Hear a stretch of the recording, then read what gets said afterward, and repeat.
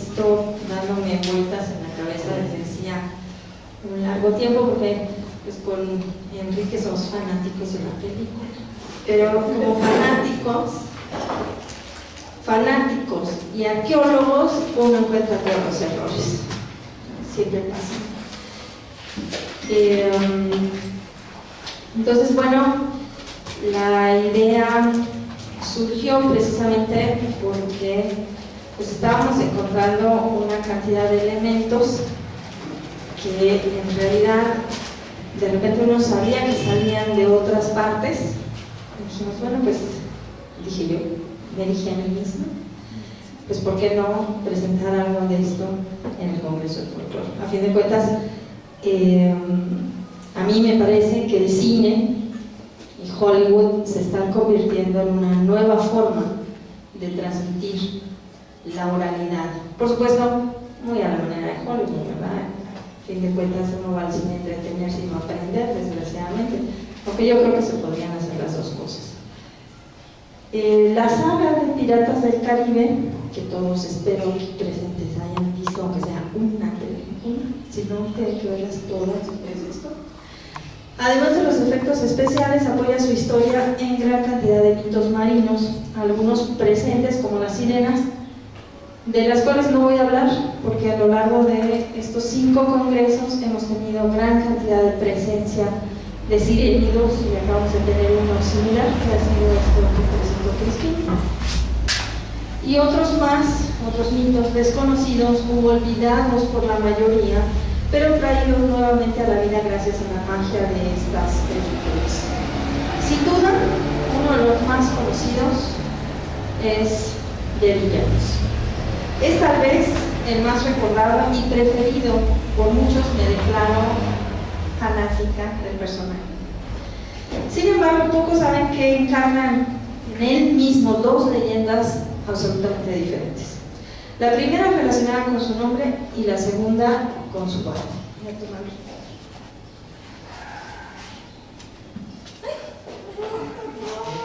Pues este era el mar. Después como que estoy reviviendo el mar. Su historia se remonta a los siglos XVI y XVII. Es la leyenda del cofre o cajón de Davy Jones, en inglés Davy Jones Locker, haciendo referencia al fondo del mar, donde se encuentran los marineros perdidos. Serás enviado al cofre de Davy Jones o He's gone to Davy Jones Locker era un eufemismo para los que perecían en el mar.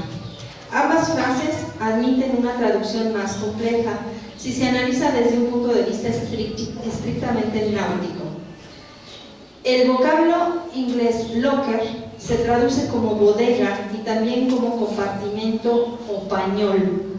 Los pañoles son los sectores existentes en el interior de un navío destinados a almacenar herramientas, alimentos, bebidas y objetos de valor, y todo lo que a uno se le ocurre. Es probable que siglos atrás el término estuviese referido a todos los compartimentos, incluso los destinados a los marinos, algo similar a los actuales camarotes. Por otra parte, en la actualidad el término locker se traduce como cabina. Entonces la frase, me estoy refiriendo solamente a lo náutico, o sea, no a estos lockers de escuela, también podría ser algo similar. Entonces la frase He's gone to Davy Jones Locker se puede traducir como se ha ido al armario de Davy Jones, está en la cabina de Davy Jones o incluso está en el compartimento o camarote de Davy Jones. Una metáfora de que la persona a quien se refiere la frase se encuentra, y esto es interesante, vivo o muerto en el fondo del mar. Por otro lado, Davy Jones es un apodo que se relaciona con el demonio del mar, que controlaba el resto de los demonios y al mar mismo. En la película, una clara referencia a este aspecto de la leyenda lo proporciona el mismo personaje cuando asevera: yo soy el mar.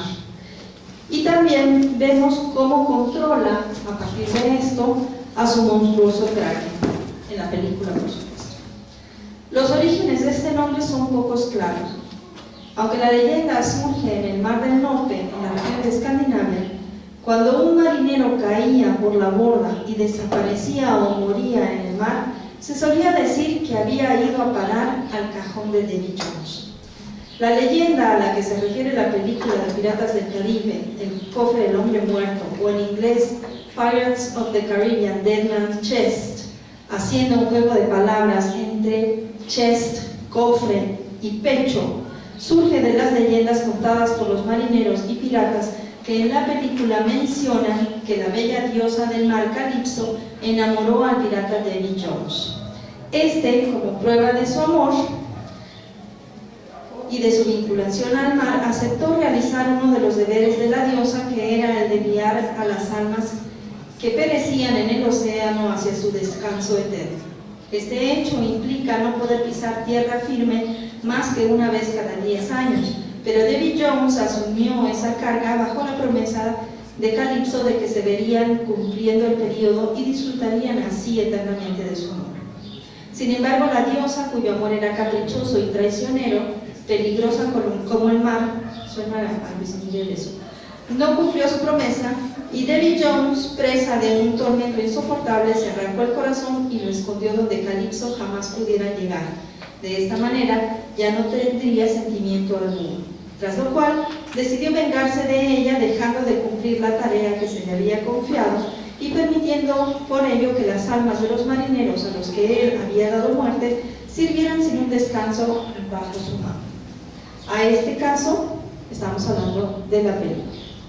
Según algunas narraciones, Davy Jones era un galés convertido en pañolero del mundo submarino. Su nombre derivaría de Duffy Jones, Duffy Jonas, siendo Duffy una antigua palabra usada por los esclavos negros para designar a los espíritus o fantasmas. Otras explicaciones de esta superstición mencionan a un marinero incompetente o un propietario de un pub británico que secuestraba a los marineros y borrachos. Esto no es solo el dueño de un pub, sino era común este tipo de acciones en los bares que emborrachaban a los marineros, y entonces después estos despertaban y ya estaban en alta mar, perdidos. Los encerraba en su sótano y luego cobraba por enrolarlos en cualquier barco. Al parecer podría ser el dueño del pub al que se hace referencia en la canción de 1594, When Jones Ale Was New. Googleenla, ahí hay muchas versiones porque es una canción, a pesar de que es de 1500, no podemos pensar que son los 1594, es una canción de 1500, sigue tan vigente en los pubs ingleses e irlandeses que hay muchísimas versiones de esta canción. Se puede confirmar la existencia de Davy Jones en relatos de piratas y libros de aventura. La referencia más temprana que yo he encontrado hasta ahora, no quiero decir que no haya una anterior, ocurre en los viajes de 4 años del capitán George Roberts de Daniel Defoe, publicada en 1726 en Londres, donde nos dice, y cito: algunos de la compañía de Lowe dijeron que mirarían algunas cosas y me las darían cuando me vaya, pero Ruffel les dijo que no debían hacerlo, porque los lanzaría a todos en el casillero de Davy Jones si lo hacían. Fin de la cita. Otra descripción aparece en Las aventuras de Peregrine Pickle de Tobias Smollett, publicada en 1751. En la historia, los marineros describen a Jones, y tenemos la imagen original de la publicación, con ojos como platillos, 3 filas de dientes, cuernos, una cola y el humo azul que viene de sus fosas nasales. Nada que ver con la imagen que proporciona Disney.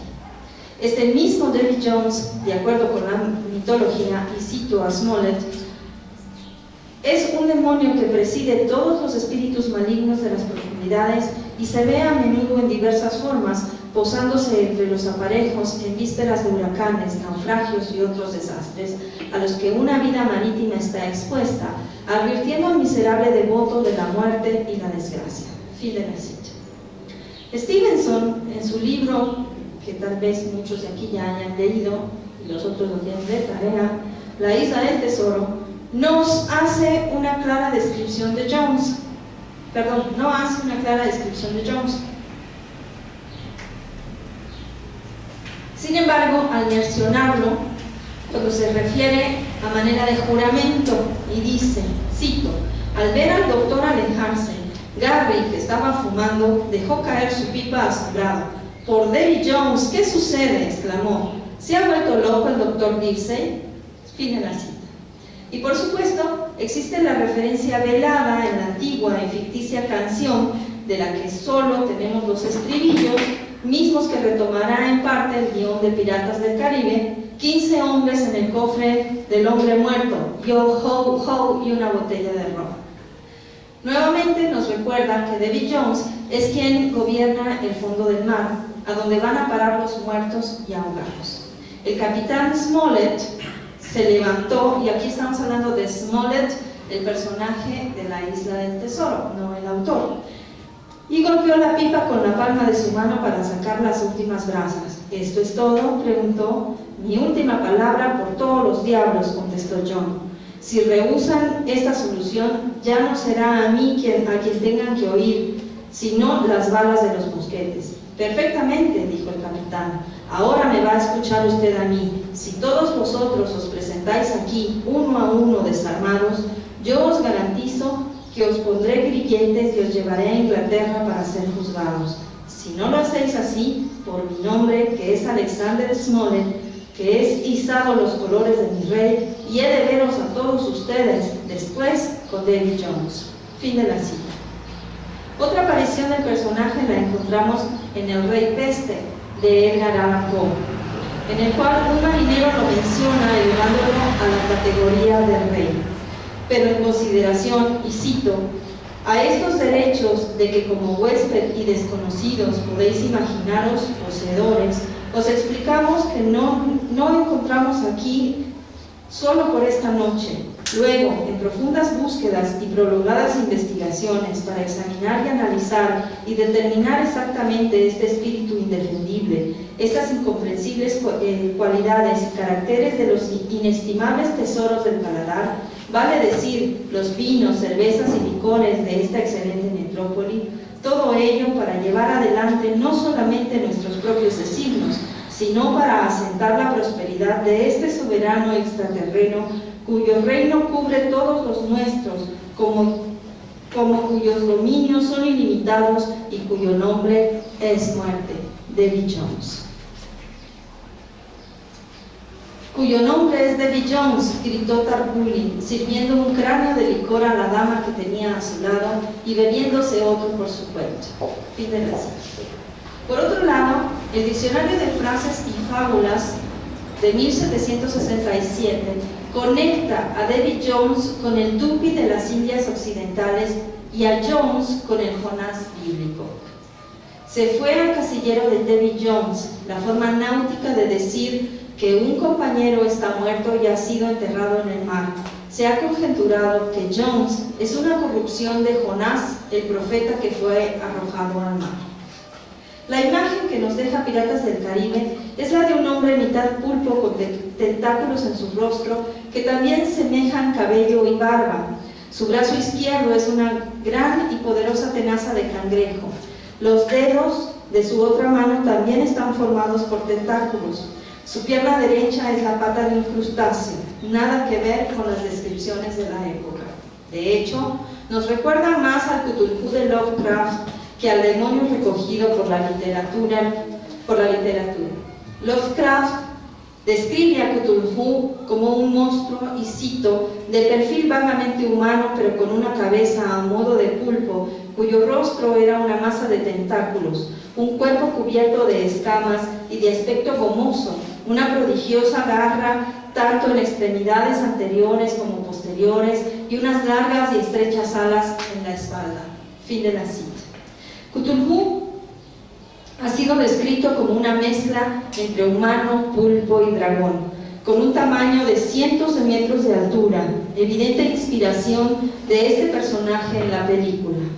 Entrelazado con la imagen de Jones en Los Piratas del Caribe se encuentra su barco, el holandés errante, a pesar de que se trata de un mito totalmente diferente. El holandés volador, y mi holandés es pésimo, así que deberán disculparme, de Binnen Hollander, en neerlandés, y para nada holandés, aunque su personaje lo sea. Al parecer, la versión es inglesa. Se remonta al siglo XVII y se refiere a un barco holandés cuyo capitán, Willem van der Berger, quien era muy osado y había hecho un pacto con el diablo para poder surcar siempre los mares sin importar los retos naturales que le pusiera Dios en su travesía. Pero Dios se enteró de este pacto y como castigo lo condenó a navegar eternamente sin rumbo y sin tocar tierra, por lo que lo llamaron el holandés errante. La leyenda cuenta que contra todo sentido común, el holandés navegó en un domingo de Pascua por el Cabo de las Tormentas, hoy de Buena Esperanza, cuando fue golpeado por una fuerte tormenta. Nada extraña en este lugar. Su tripulación le suplicaba que diera la vuelta, pero Wilhelm era temerario y gritaba: el diablo sabe que yo navegaré el cabo aunque me lleve hasta allá el día del juicio final. En este momento, la tormenta se tragó el barco, Wilhelm y toda su tripulación. De acuerdo con algunas versiones de la historia, el pacto con el diablo era por solo 7 años, lo cual olvidó el temerario capitán, y en su último viaje por el Cabo de Buena Esperanza, ya su contrato había llegado a su fin. Sin renovarlo el diablo y no Dios. Fue este quien mandó la terrible tormenta, donde lo capturó condenándolo a él, a su tripulación y al barco a navegar por toda la eternidad sin atracar en ningún puerto. Aquellos que llegan a ver el barco fantasma están condenados a perecer en el mar. Una versión dice que cuando el barco aparece se puede ver en cubierta a su capitán, quien lleva una carta con los sellos negros, la cual pretende entregar al capitán del barco al que saluda, para que éste a su vez la entregue a la asamblea de los 17, quienes constituían la administración de la Compañía Holandesa de las Indias Orientales. Otra variante del mito sugiere que la historia pudo inspirarse en un personaje real, el capitán holandés Bernard Fock, que pertenecía a la Compañía Holandesa de las Indias Orientales. Este capitán era famoso ya que sostenía que podía llegar desde Rotterdam hasta Indonesia, pasando el Cabo de las Tormentas en solo 90 días, cuando lo normal era hacerlo en 6 meses. Debido a esta velocidad, muchos marineros creían que Fock tenía un pacto con el diablo. De acuerdo con esta versión de la leyenda, después de su muerte, Fock fue condenado junto con su barco a surcar un temporal eterno en el Cabo de las Tormentas. En esta travesía le acompañan su contramaestre, el timonel y su cocinero. A lo largo de la historia son muchos los relatos que afirman haber avistado al holandés errante en el Cabo de la Buena Esperanza. Uno de los más interesantes lo proporciona el capellán John Neil Dalton, quien se encontraba en la corbeta HMS Valiant, en la que viajaban los príncipes Alberto Víctor y el futuro rey Jorge V de Inglaterra, de los que era el tutor. Dalton y los príncipes registraron el avistamiento de lo que pensaron era el holandés errante entre Melbourne y Sydney de la siguiente manera: julio 11 a las 4 a.m. El holandés errante cruzó nuestra proa. Una extraña luz roja como de un barco fantasma incandescente, en medio se divisaban los mástiles, palos y velas de un bergantín.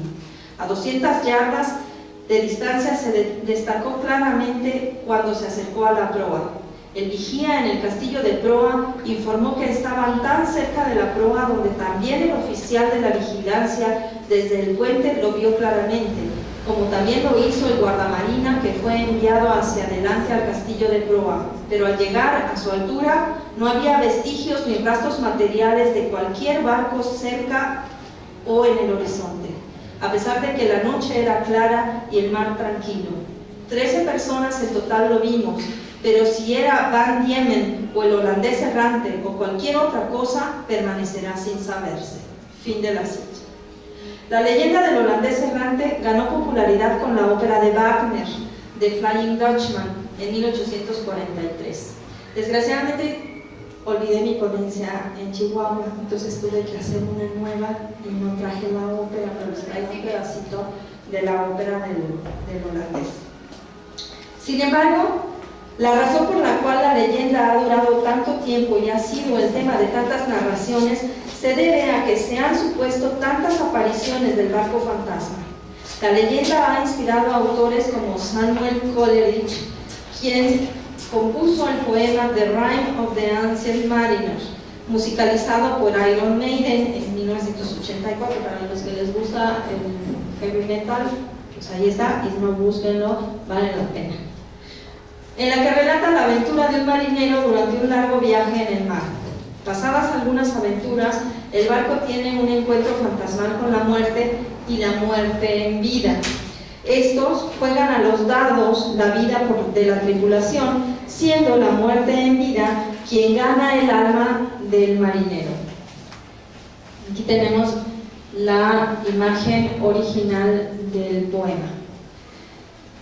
Pasaje que evidentemente fue inspiración en la película Piratas del Caribe, cuando los piratas juegan a los dados por los años de servicio en el barco. Dice el poema: The naked hulk alongside came, and the twain were casting dice. The game is done, I've won, quoth she, and whistled thrice. El dramaturgo inglés Edward Fitzgerald, en 1866, rescata el relato en su obra The Flying Dutchman or The Phantom Ship, a nautical drama in 3 acts. La imagen original de la primera edición, quien añade un componente romántico. El holandés errante dispone de un descanso cada 7 años, momento en el que se le permite buscar una mujer que desee compartir la vida con él y con su maldición. Elemento que retomará Wagner para su ópera del mismo nombre. De acuerdo con algunos autores, la fuente de inspiración de Wagner para el holandés errante fue el libro de Heinrich Heine titulado From the Memoirs of Herr von Chandelswowski. En el relato, Heine habla de la leyenda del holandés como de algo bien conocido en su época. En el texto hace referencia a un relato terrorífico aparecido en forma anónima en el Blacksmith Magazine en mayo de 1821, titulado Van der Berken's Message Home, or The Tenacity of Natural Affection.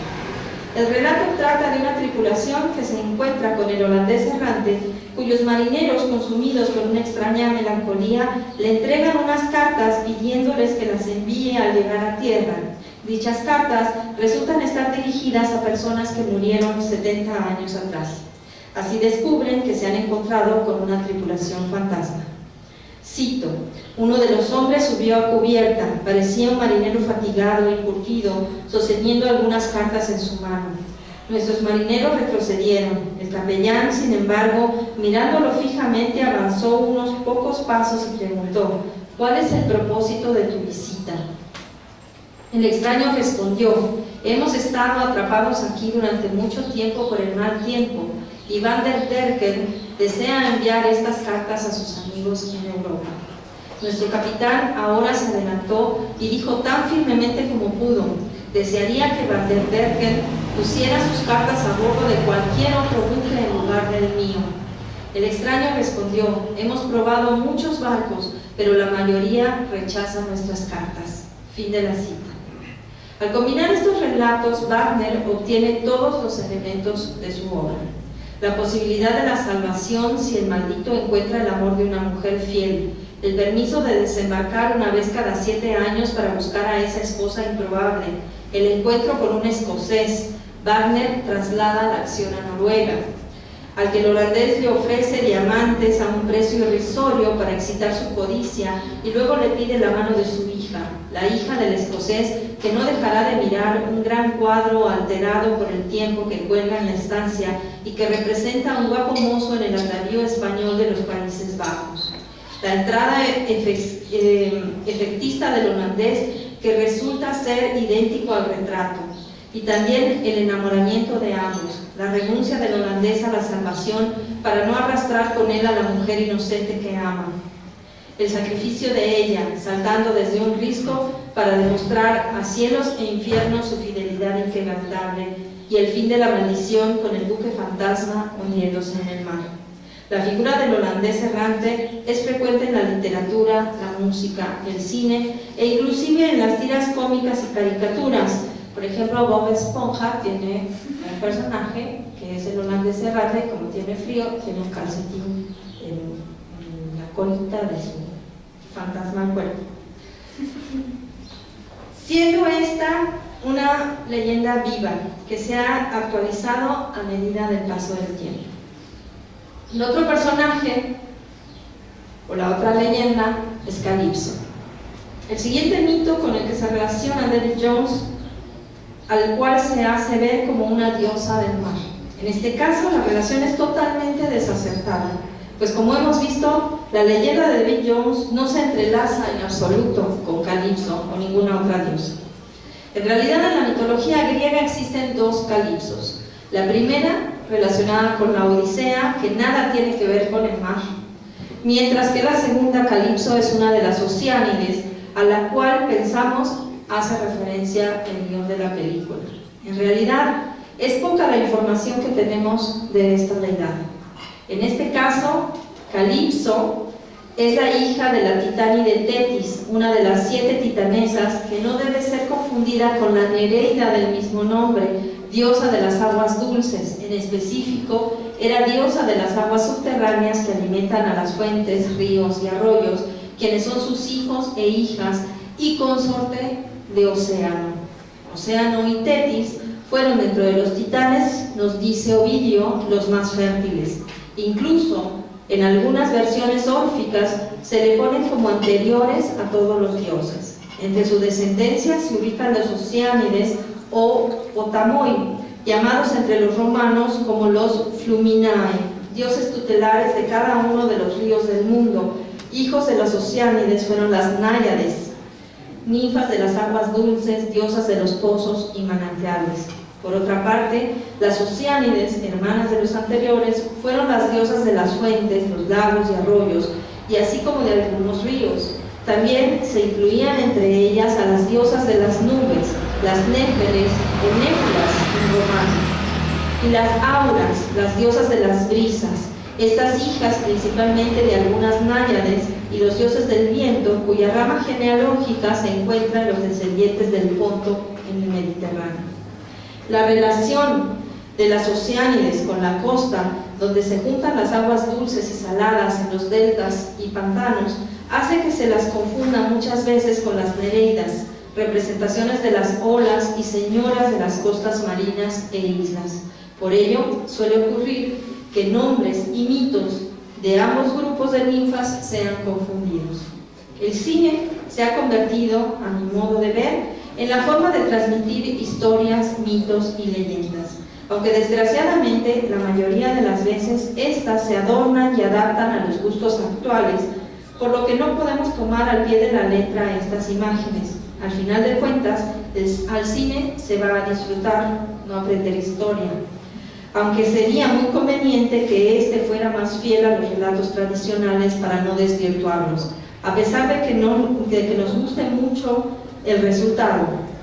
De esta manera se termina confundiendo al espectador. Muchas gracias.